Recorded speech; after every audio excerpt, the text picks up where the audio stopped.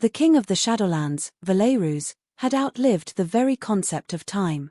He existed in epochs, his memory a vast, cold library where centuries were filed away like brittle scrolls. His castle, a spike of black basalt driven into the heart of a perpetually twilight mountain, was a monument to this stillness. It did not echo, sound was absorbed by the ancient tapestries, the towering shelves of silent books, the cold, unbreathing stone. For 300 years, his UN life had been a study in absolute order, a precise and unchanging ritual. The sun rose and set beyond the bruised purple clouds of his domain, a phenomenon he observed with the detached interest of a god watching a tide. Seasons were a rumor from the world below. Here, there was only the long, slow, quiet reign of his will. And into this profound silence, 6 days a week, came the girl. Her name was Alara, though he had not bothered to learn it for the first year of her service. She was simply the current iteration of a long line of village girls sent to dust the undusting surfaces and polish the eternally gleaming silver of his household. They were all the same, small, trembling, smelling of wood smoke, bread, and fear. They moved through his halls like mice, their heads bowed, their footsteps a soft, apologetic whisper against the flagstones. They were a necessary, if faintly irritating, component of the castle's machinery. They cleaned, and he ignored them. It was a simple, functional arrangement that had persisted for generations. This one, however, was quieter than the rest. She had a way of moving that was less like walking and more like erasure, as if she were actively trying to exist in the spaces she occupied. He would be in his library, lost in the cartography of a long-dead kingdom, and would only realize her presence by the faint, clean scent of lemon oil and beeswax she left in her wake. She never spoke. She never looked at him. Her presence was a fleeting sensory impression, a ghost of domesticity in a house of the dead. He found her unobtrusiveness acceptable. It did not disrupt his order. He sat now in his high-backed throne, carved from the heart of a petrified weirwood, its surface cool and unyielding against his spine. A chalice of crimson, rich and warm, rested on the arm of the throne. He had not touched it. He was not hungry. He was merely observing. The great hall was a cavern of shadow, its vaulted ceiling lost in darkness, the only light coming from a single candelabrum whose flames burned still and straight, for there was no breath of wind in this place. Through the towering archway, he could see the sliver of the corridor she was currently cleaning. He watched the subtle shift of light and shadow that marked her passage. He could hear the impossibly soft whisk of her cloth against a marble balustrade, a sound no human ear could have detected. He had begun to notice things. It was a recent development, and an unwelcome one. It began with the sound of her breathing. He could hear the slight catch in it when she thought he was near, a tiny, hitching thing that spoke of a fear so deep it had become autonomic. He noticed the way her hands, though steady in their work, were held so tightly when at rest that the knuckles were white. He saw the faint, violet smudges beneath her eyes, the exhaustion that clung to her like a second skin. These were details he had never sought, details that were now presenting themselves to him with an unnerving clarity. They were imperfections. Flaws in the silent, predictable rhythm of his existence. Tonight, the flaw was a sound.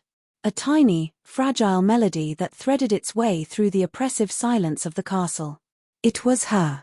In the corridor, she was humming. It was a simple tune, a folk song from the village, but she hummed it in a minor key, transforming its cheerful cadence into a lullaby of grief.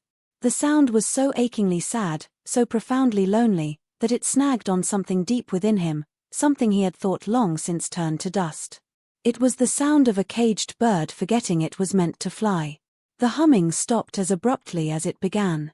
The silence that rushed back in felt heavier, more absolute than before. He felt a flicker of something he could not name. It was not anger. It was not pity. It was a cold, sharp irritation, the feeling of a perfectly aligned set of gears grinding against a foreign object. This small, sad human was introducing dissonance into his world of perfect, silent order. And Bruises, king of the Shadowlands, did not tolerate dissonance. He rose from his throne, the movement completely silent, a column of shadow detaching itself from a greater darkness. He would go to the library. He required a map of the northern wastes. The girl and her mournful little tune would be gone from the corridor by the time he returned. The order would be restored. He moved down the hall, his boots making no sound on the stone. The air grew cooler as he walked, the scent of old paper and leather reaching out to greet him. The library doors, massive constructs of oak and iron, stood slightly ajar. A sliver of warm, flickering light spilled out from within. She was in there. This was a deviation from her routine. She was never to enter his private library unless expressly summoned. Another discordant note. He paused in the doorway, concealed by the deep shadows, and watched. Ilara was not cleaning. She was on her knees before a low table, a collection of his silver writing implements laid out on a soft cloth. A single candle cast her in gold and shadow. She polished a silver letter opener with a focused, circular motion, her small form hunched over the task. She must have finished her duties in the hall and, seeing this undone, had taken the initiative. A servant in the world below might be praised for such diligence. Here, it was a transgression. He was about to speak, to chill the air with his voice and send her scurrying back to her designated spaces, when she paused. She set the letter opener down, its polished surface catching the candlelight like a sliver of the moon. She flexed her fingers, then reached up to push a stray strand of hair from her face. As she did, the loose cuff of her drab woolen sleeve slid down her arm. And he saw it. There, on the pale, tender skin of her inner forearm, was a bruise. It was not a simple knock or a careless bump. It was a constellation of violent color, a sickening galaxy of deep purple and bilious yellow-green, centered around a dark, almost black, core. It was the distinct, brutal shape of a hand. Of fingers that had squeezed with the intent to crush, to break. The mark was an obscenity against the delicate tracery of blue veins beneath her skin. It was an act of savage ugliness brought into his pristine, ordered sanctuary. She did not seem to notice her sleeve. She sighed, a small, weary sound, and picked up the next piece of silver. He remained frozen in the doorway, the map he had come for completely forgotten. The sight of the bruise had short-circuited a millennium of detachment. It was as if a painter had thrown a bucket of raw, screaming color onto a canvas of muted gray. It was wrong. It was a violation. Not of her, not yet, he was not capable of that thought, but of his world. Something broken and ugly from the chaotic, messy world of mortals had been smuggled into his sanctum. He stepped from the shadows into the light. The floorboards did not creak, the air did not stir, but she knew he was there. Her entire body went rigid. The silver inkpot slipped from her numb fingers and clattered onto the stone floor, the sound like a gunshot in the profound silence. She gasped, a choked, terrified sound, and scrambled to retrieve it, her head bowed so low her forehead nearly touched the floor. "Forgive me, my lord," she whispered, her voice trembling. I was just, the inkpot." As she reached for it, her sleeve, which had fallen back into place, slid down again. The bruise was exposed once more, stark and undeniable in the candlelight. She saw it. And she saw that he was looking directly at it. Her eyes, wide and frantic, flew from the mark on her arm to his face. For a single, stretched-out second, their gazes met. He saw in her eyes not the simple fear of a servant caught in a transgression, but a deeper, more profound terror. It was the terror of exposure. The terror of her secret pain being seen. With a speed born of pure panic, she snatched her hand back, pulling the sleeve down, hiding the mark away. She clutched the arm to her chest as if protecting it, her body curling in on itself. She still knelt on the floor, small and broken before him. He said nothing. He simply stood there, a towering figure of black silk and alabaster skin, his face an unreadable mask. The silence stretched, thick and heavy, filled with the echo of the dropped inkpot and the sound of her frantic, terrified heartbeat, a frantic drum against the eternal quiet of his own still heart. He looked from her bowed head to the spot on her arm, now hidden beneath rough wool. But he could still see it. The image was burned into his ancient mind, a brand of ugly color on the grey tapestry of his existence. The order had not been restored. It had been shattered. The image of the bruise followed him back to the throne room. It was an unwelcome guest in the cold, orderly gallery of his mind, a splash of raw, chaotic color on a monochromatic landscape. He sat on his throne not in contemplation, but in a state of profound disturbance. For centuries, his emotions had been ghosts, faint echoes of a lifelong past.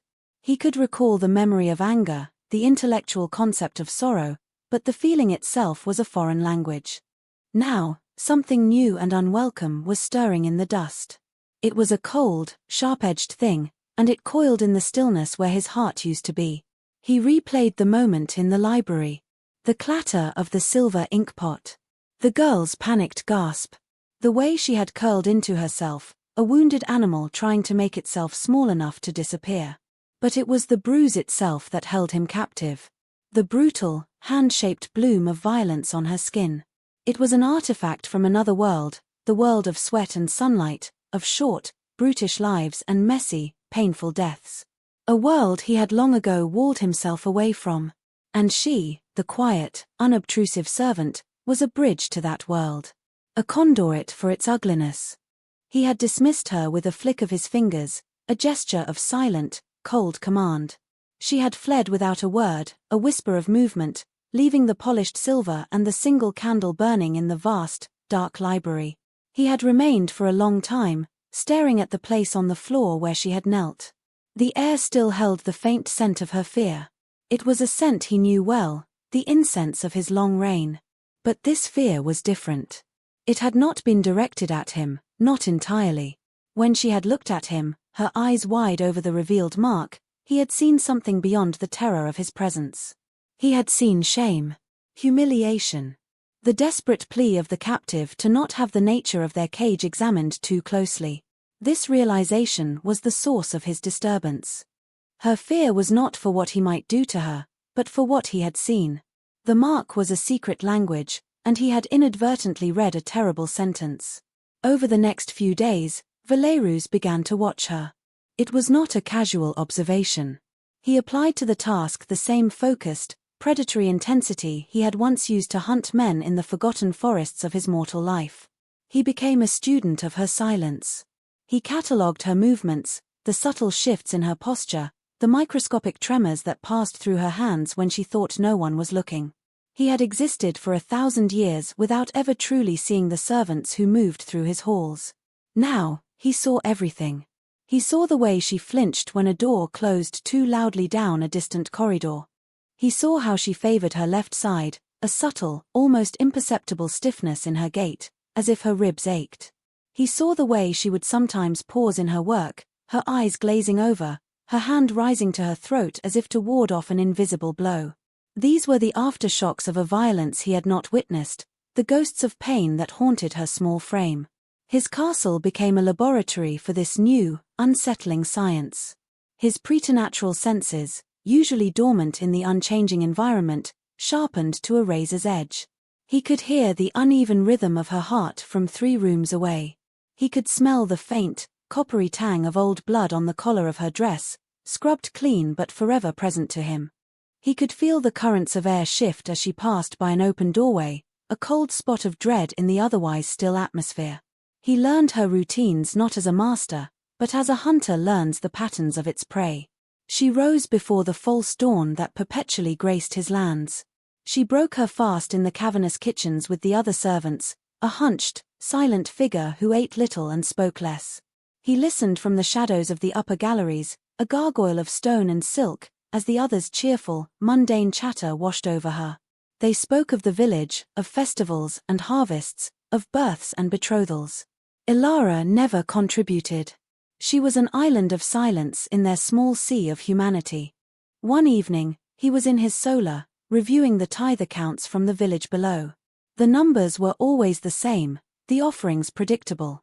A portion of their grain, their livestock, their woven cloth. A tribute paid for his protection, though none living knew what they were being protected from. It was a tradition so old its origins were lost to myth. He was a dark god in a mountain, and they were his faithful. He heard her approaching. Her soft footsteps were a familiar rhythm now. She was coming to light the lamps. He remained at his desk, pretending to be absorbed in the ledgers. She entered the room, a lit taper in her hand. She moved to the first lamp, her back to him. He did not turn, but watched her reflection in the dark, polished surface of his desk. In the reflection, her face was a mask of weary concentration. The candlelight softened the hard lines of her life, but it also deepened the shadows. As she reached up to lift the glass chimney of the lamp, the movement pulled the collar of her dress slightly askew. And there, just above her collarbone, was a faint, crescent-shaped scar, pale and silvery against her skin. It was old. But beside it, partially hidden by the rough fabric, was something new. A raw, red chafe mark, the kind of friction burn left by a coarse rope, or a hand gripping a fistful of cloth and twisting it tight. He felt the cold coiling in his gut tighten. This was not a past horror. This was a present and continuing damnation. He had seen the bruise, a momentary explosion of violence. Now he was seeing the architecture of a sustained campaign of cruelty. The old scars and the new wounds, a testament to her unending torment. "The lamp on the west wall is sputtering," he said. His voice, unused for hours, was a low rasp of sound, like stone grinding on stone. The girl flinched so violently she almost dropped the taper. The flame wavered, casting frantic, dancing shadows across the room. She froze, her hand still on the lamp, her back ramrod straight. "My lord," she breathed, the words barely audible. "See to it," he commanded, his eyes still fixed on her reflection. She turned, her face a pale oval in the gloom. She kept her head bowed, her chin tucked so low it almost touched her chest, a posture of submission designed to hide her face, to hide her throat, to hide everything. She scurried to the other side of the room, her movements jerky with fear. As she passed his desk, he caught the scent of her, not just the soap and beeswax, but something else. The clean, sharp scent of an herbal salve. The kind used to soothe bruises. She was tending to her wounds in secret, trying to erase the evidence of her own suffering. He watched as she tended to the sputtering lamp. Her hands trembled, making the task clumsy. He could see the tension in her shoulders, the rigid set of her spine. She was a bowstring pulled taut, ready to snap at the slightest touch. He said nothing more, letting the silence stretch, letting her fear fill the room until it was a palpable presence. He wanted to see how she behaved under its pressure. She finished with the lamp and turned to leave. She did not dare look at him. She moved toward the door, a wraith desperate to dissolve back into the shadows. "Ilara," he said. He had never used her name before. The effect was instantaneous and devastating. She stopped dead, her hand on the door latch, her entire body locked in a paralysis of shock and terror. The sound of her own name from his lips was a violation, an intimacy she was utterly unprepared for. It meant he saw her. It meant she was no longer an anonymous, interchangeable part of the castle's machinery. Slowly, as if pulled by invisible wires, she turned to face him. Her face was ashen, her eyes wide with a terror that was now entirely, personally for him. "My lord," she whispered. He rose from his chair.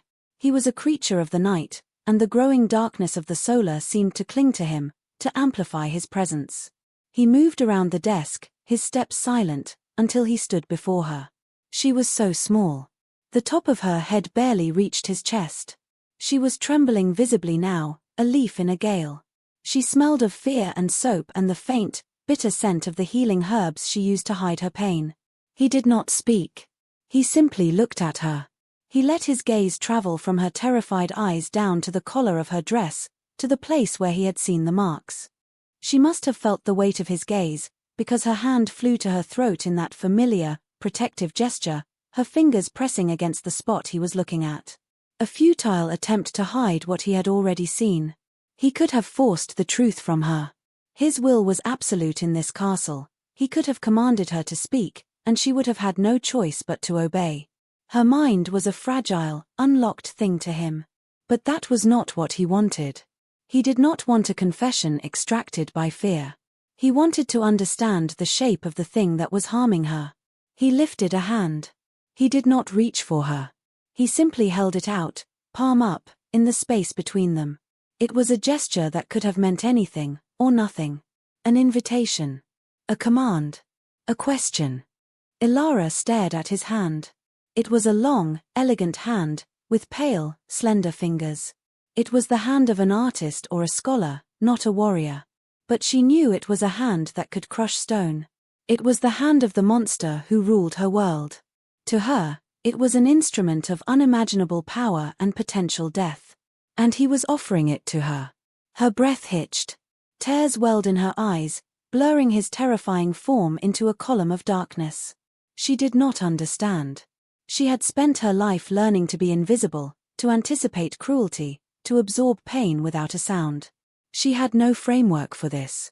The king's silence was a known terror. His anger, a legendary one.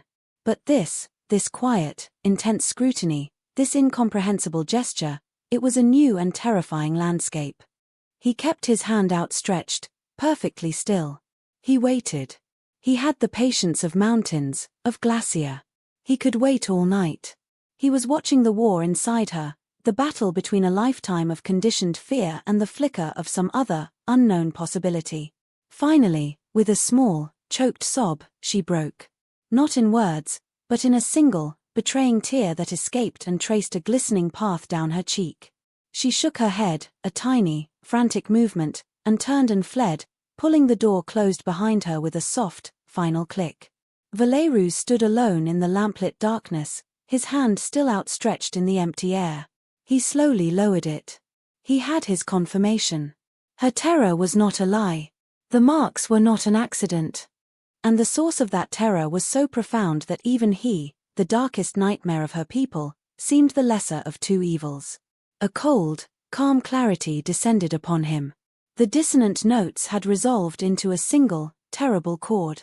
The ugliness had a name and a place. It lived in the village below. It breathed the same air as his subjects.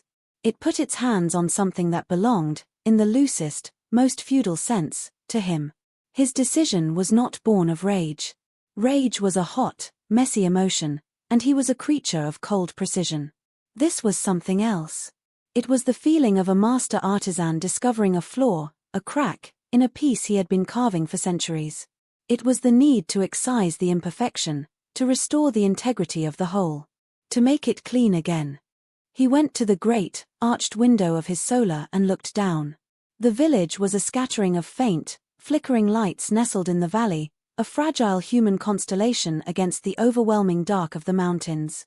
A place he had not set foot in for over 100 years. Down there, in one of those insignificant little sparks of light, was the source of the bruises. The architect of Ilara's fear. He felt the ancient, predatory instincts stir within him, not with the fire of hunger, but with the ice of purpose. The world had its own brutal, chaotic order. Men hurt women. The strong preyed on the weak. It was the way of things. He had never interfered. It was not his concern. But this was different. This was a flaw within his own domain. An insult to his sovereignty.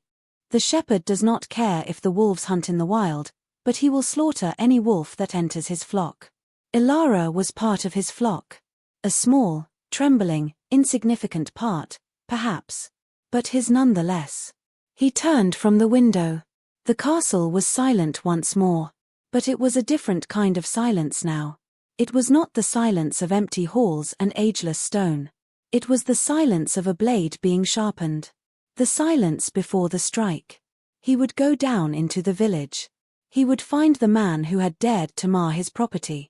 And he would erase him, not just from life, but from memory. He would restore the perfect, silent order. This was not justice.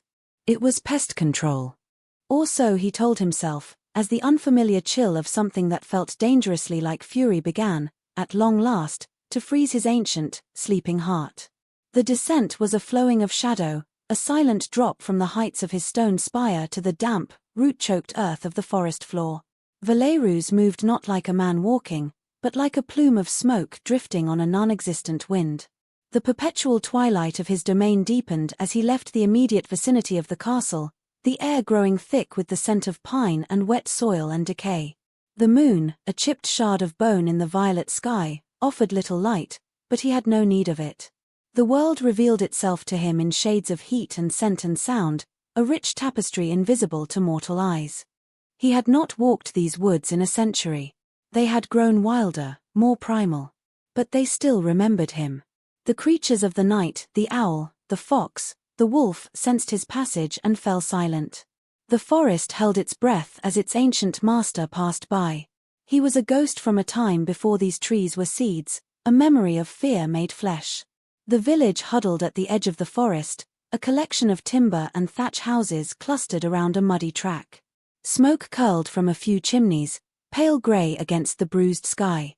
The place smelled of wood smoke, livestock, damp wool, and the cloying, sour scent of human anxiety.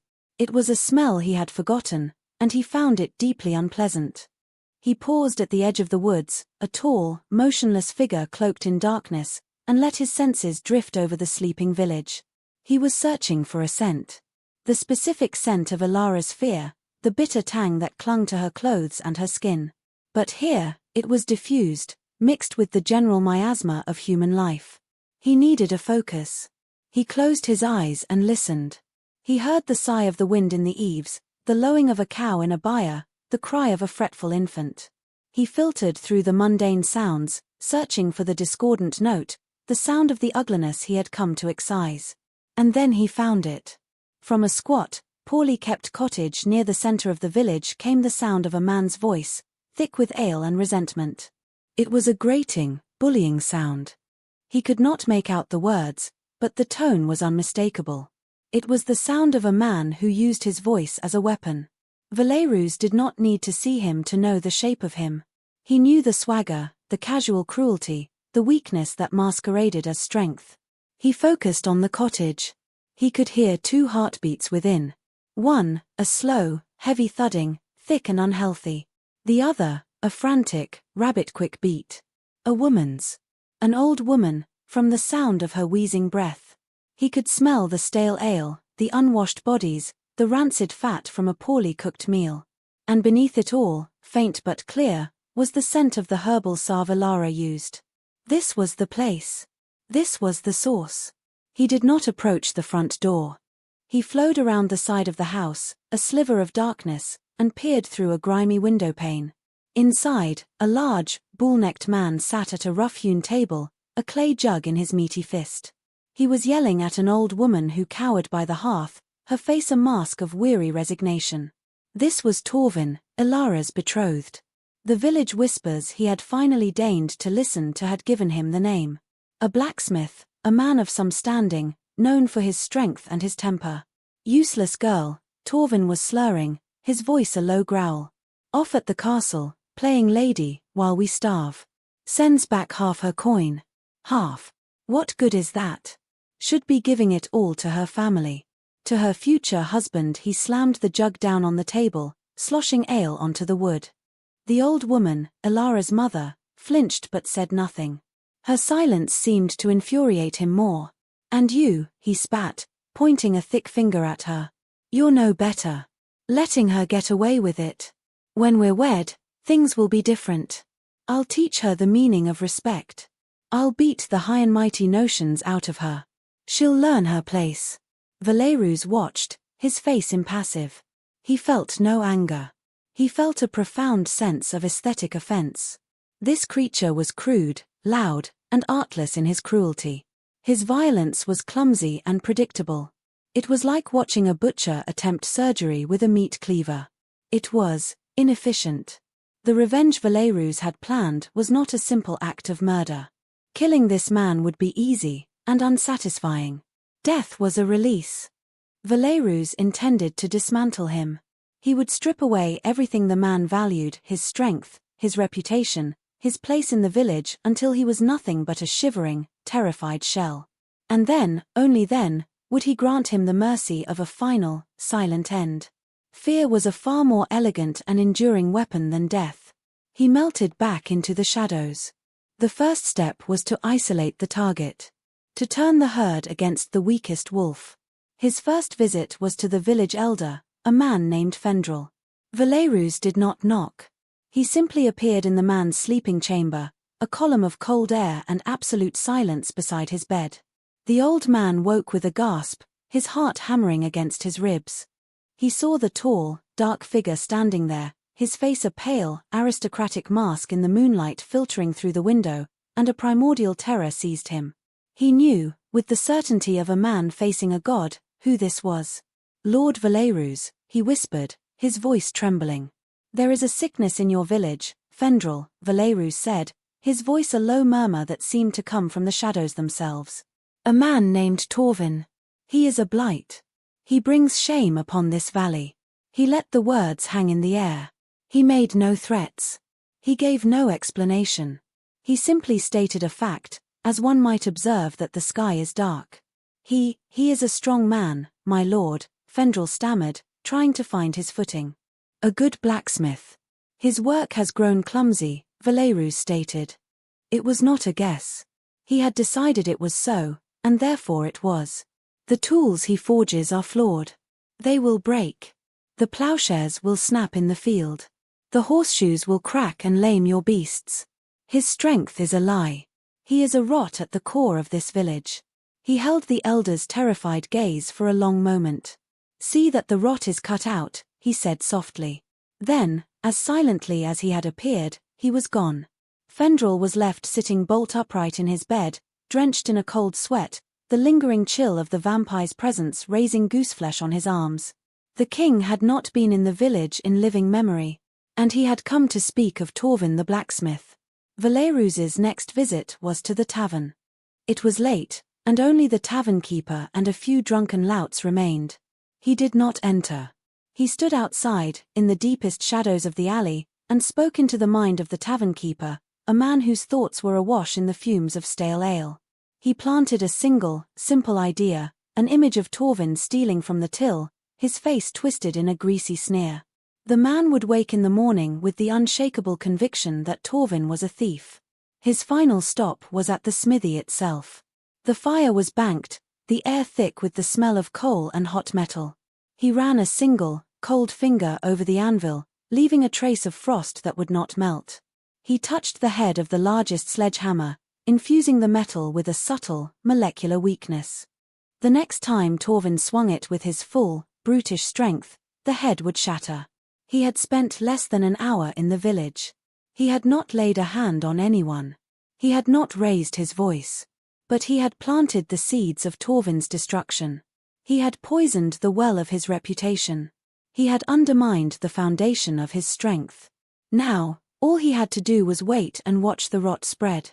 He returned to his castle as the false dawn painted the eastern sky in shades of lilac and grey, the satisfaction of his work a cold, clean feeling in his chest. The order was being restored. The dismantling of Torvin was a quiet, insidious affair. It unfolded over the next week, a slow-motion collapse that Valerus observed from his distant perch with the detached satisfaction of a master strategist watching a complex plan come to fruition. He did not need to be in the village to see it. The story came to him in fragments, carried on the fearful whispers of the castle staff who lived in the valley below. The first crack appeared 2 days after his nocturnal visit. Torvin, in a fit of temper over a difficult piece of ironwork, swung his largest sledgehammer.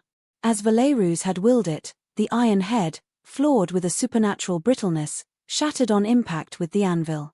A shard of metal flew off, slicing open Torvin's cheek, leaving a deep, bleeding gash. The big man was left standing in shock, his prized strength betrayed by his own tool. The story spread through the village like wildfire. Torvin the blacksmith, so clumsy he had injured himself with his own hammer. Next, the whispers of his flawed work began to circulate. A farmer complained that the plowshare Torvin had forged snapped on its first day in the field. A merchant's horse threw a shoe on the road, a shoe Torvin had set only the week before. The village elder, Fendrel, his face grim with the memory of his terrifying nocturnal visitor, publicly declared Torvin's work to be shoddy and refused to grant him any more commissions from the village council. The blacksmith's reputation, the very bedrock of his livelihood, was crumbling to dust. Then came the accusation of theft. The tavern keeper, convinced by the dream seed Valerus had planted, accused Torvin of stealing from him. There was no proof, but in the growing atmosphere of suspicion, none was needed. Torvin, enraged and bewildered by the sudden turning of the tide, responded with bellows of denial and threats of violence. But his fury, once intimidating, now seemed like the desperate blustering of a guilty man. People who had once feared him now looked at him with contempt. Valerus watched Elara for signs that she had heard the news. She remained as quiet and diligent as ever, but he noted a subtle change. The deep, bone-weary exhaustion that had clung to her seemed to be lifting, replaced by a kind of bewildered watchfulness. The tremors in her hands lessened. She did not know the cause of Torvin's downfall, but she could feel the shift in the currents of her life. The source of her pain was being weakened, and the relief was a palpable thing, a lightness in her step, a fraction less tension in her shoulders. He found the process deeply, unexpectedly gratifying. Each piece of bad news about Torvin was a small, satisfying click in the restoration of order. He was not merely destroying a man, he was deconstructing a monster. He was unmaking the thing that had brought ugliness into his world. The final act was set for the night of the new moon, when the twilight of his domain was at its darkest. By now, Torvin was a pariah. His business was gone, his friends had abandoned him, and he spent his days drinking himself into a sullen, impotent rage. He was isolated, just as Valerus had intended. That night, Valerus descended once more. He did not go to the village this time.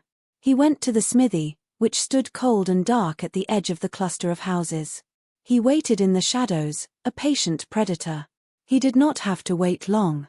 Torvin stumbled out of the tavern, drunk and furious, shouting curses at the shuttered windows of the houses he passed.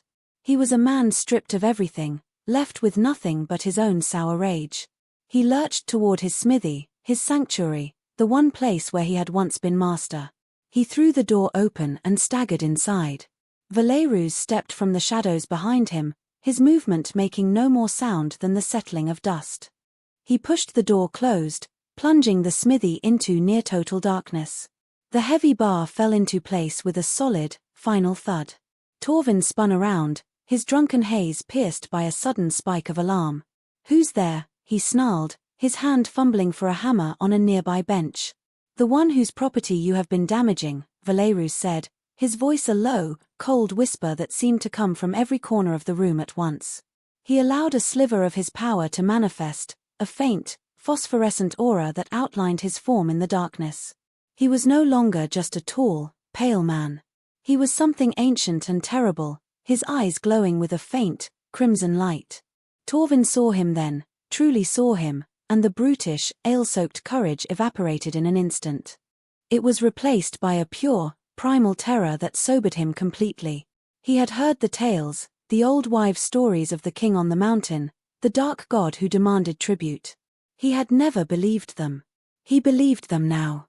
He dropped the hammer, it clattered uselessly to the floor. "My lord," he stammered, his voice a choked squeak. He tried to back away, but his legs wouldn't obey. "You have a habit of putting your hands where they do not belong," Valerus continued, his voice calm and conversational, a terrifying counterpoint to the inhuman light in his eyes. He took a slow, deliberate step forward. "You are clumsy. You break things. Delicate things." Torvin was shaking uncontrollably now, his breath coming in ragged, terrified gasps. I don't know what you mean. I've done nothing." Valerus was in front of him now.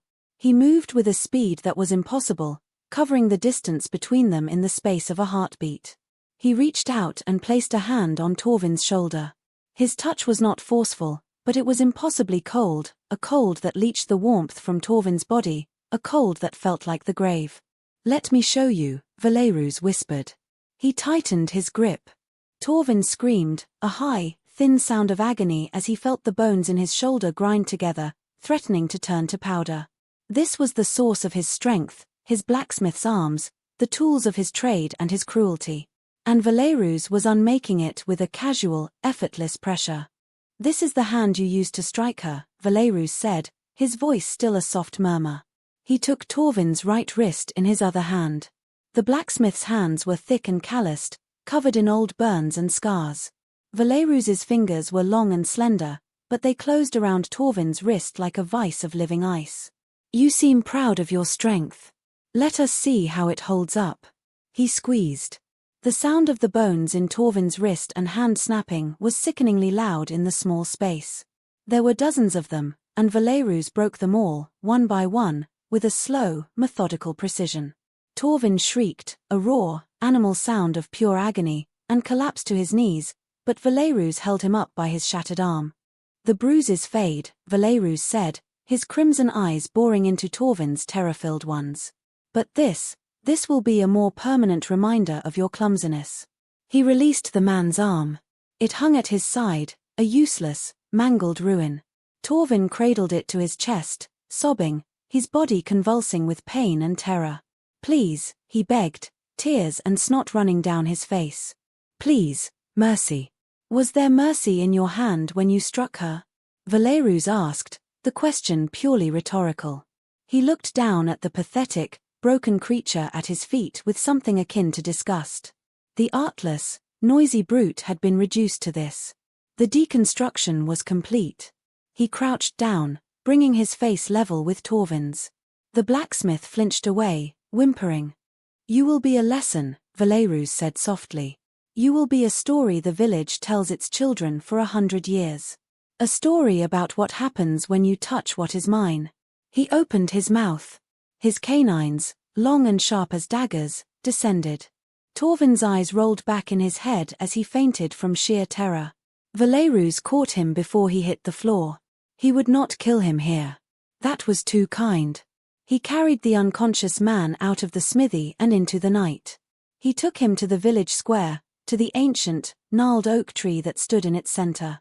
With a strength that defied his slender frame, he hung Torvin from a low-hanging branch by the back of his collar, his feet dangling inches from the ground. His ruined arm hung at a sickening angle. He would be found in the morning, alive but broken, his mind shattered by a terror he would never be able to properly articulate. He would live out his days as a mumbling, crippled fool, a living monument to the king's displeasure. The legend would not be of a vampire who drank blood. It would be of a silent, watchful god who did not tolerate ugliness in his domain. A king who, for reasons no one could fathom, had descended from his mountain to break the man who had been cruel to a quiet, insignificant servant girl. It would be a legend of fear, but a very specific, and very personal, kind of fear. Valerus stood for a moment, looking at his handiwork. He felt quiet. The dissonant chord had been resolved. The flaw had been excised. The ugliness was gone. He turned and melted back into the forest, leaving behind a broken man and the beginning of a legend. The order was restored.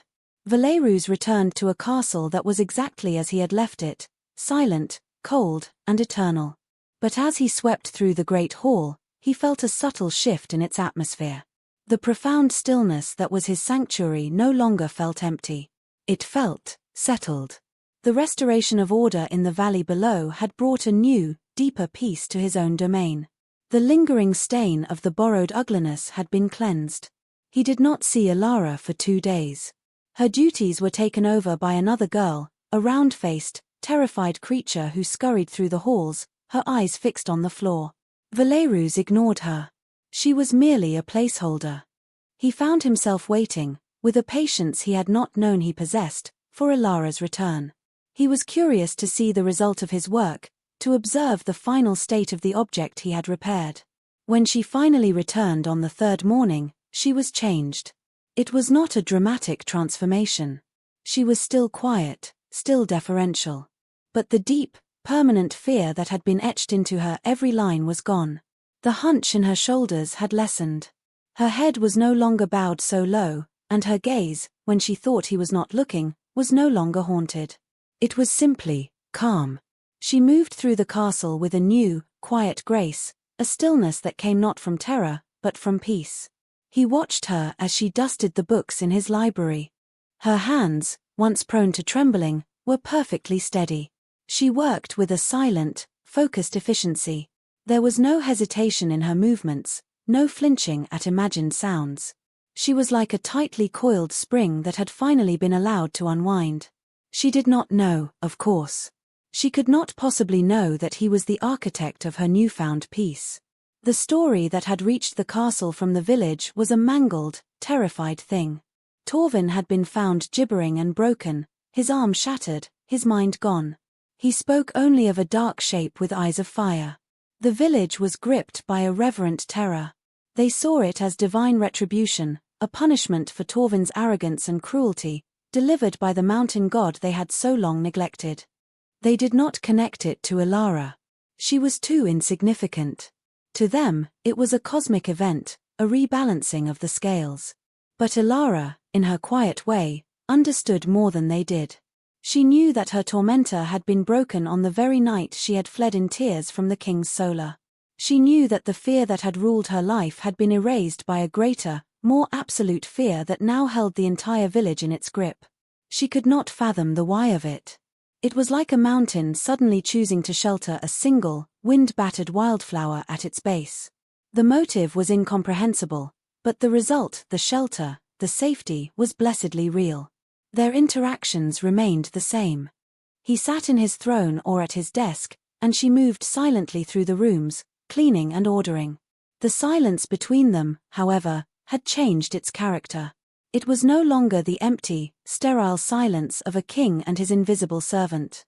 It was a shared silence, thick with the weight of unspoken things. It was the silence of a question asked and an answer given, without a single word being exchanged. He found himself observing the small details of her healing. He saw the color returning to her cheeks.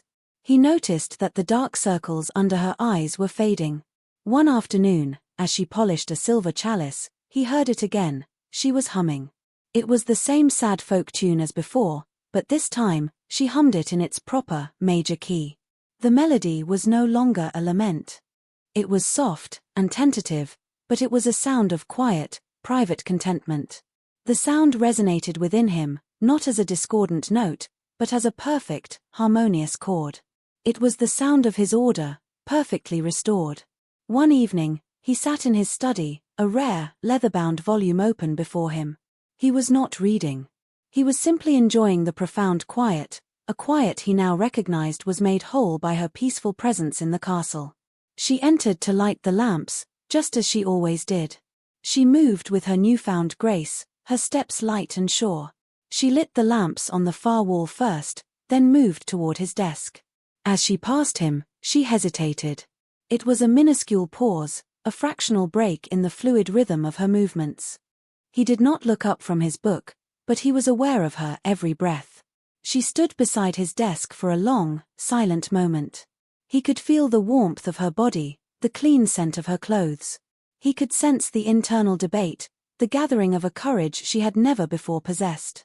Then, with a movement so swift and delicate he almost missed it, she reached out and placed something on the corner of his desk. It was a small, white wildflower, the kind that grew only in the highest, most sheltered crevices of the mountain. A star petal, they were called. Fragile, resilient, and exceedingly rare. She did not say a word. She did not look at him. She simply placed the flower on the dark, polished wood, then continued on her way, lighting the final lamp before slipping out of the room as silently as she had entered. He was left alone with the flower. He stared at it for a long time. It was a tiny, perfect thing, its white petals a stark contrast to the black wood of his desk and the grey twilight of his world. It was a splash of life, of color, of impossible fragility in his fortress of death and stone. It was a thank you. It was an acknowledgement. It was a bridge across the vast, silent chasm that separated them. She did not know the details of what he had done, but she knew that he had done it for her. And this was her answer. He did not touch the flower. To touch it would be to risk crushing it. He simply looked at it. A vampire king who had commanded armies, who had watched empires turn to dust, who had ruled for 1,000 years from a throne of ice and shadow. And a small, white wildflower, left for him by a girl whose name he had only recently learned. He felt the corners of his mouth, unused to the expression for centuries, twitch with the ghost of a smile. The legend of fear that he had authored in the valley had a secret postscript. His brutal, terrifying act of vengeance had not just destroyed a monster. It had cultivated something far more unexpected. It had created a space where a small, broken thing could heal. And in doing so, it had introduced a new, strange, and not entirely unwelcome note into the long, silent symphony of his own existence. The order was